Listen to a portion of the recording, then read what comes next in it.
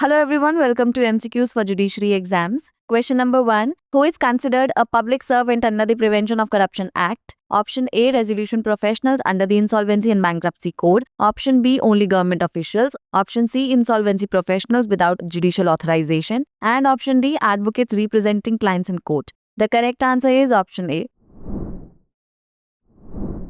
The Madras High Court in Anil Kumar Ojha versus the state and others held that resolution professionals appointed under the Insolvency and Bankruptcy Code 2016 are considered public servants under the Prevention of Corruption Act 1988 as they perform duties authorized by a court of justice.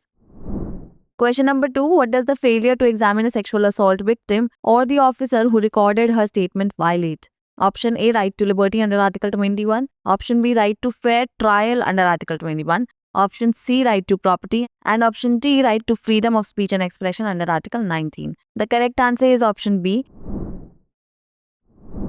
The Bombay High Court in the case of Deepak Babasaheb Gaikwad versus State of Maharashtra ruled that failure to examine the sexual assault victim or the officer who recorded her statement violates the right to a fair trial guaranteed under Article 21 of the Indian Constitution, as it undermines the prosecution's case and denies the accused a fair trial.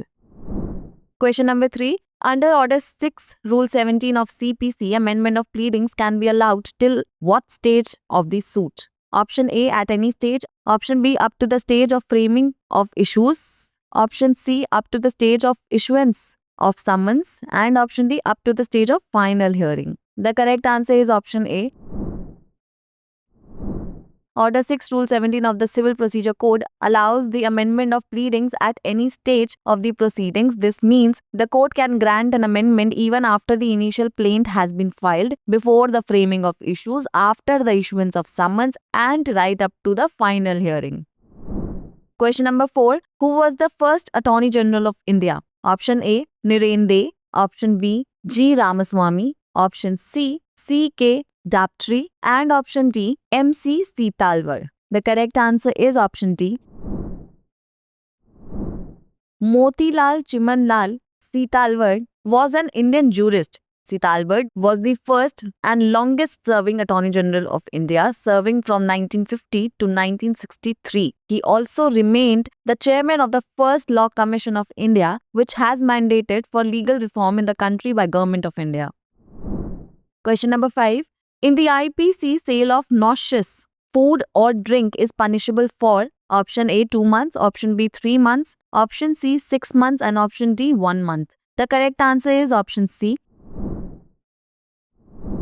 In the Indian Penal Code, the sale of noxious food or drink is punishable under Section 273. In a state unfit for consumption, knowing it to be so, can be punished with imprisonment up to 6 months and a fine of up to 1,000 rupees or both. It's the time for practice question. Under the Registration Act, exemption of certain documents executed by or in favor of government is related to option A Section 88, option B Section 89, option C Section 19, and option D none of the above. Pin down your answers in the comment section below.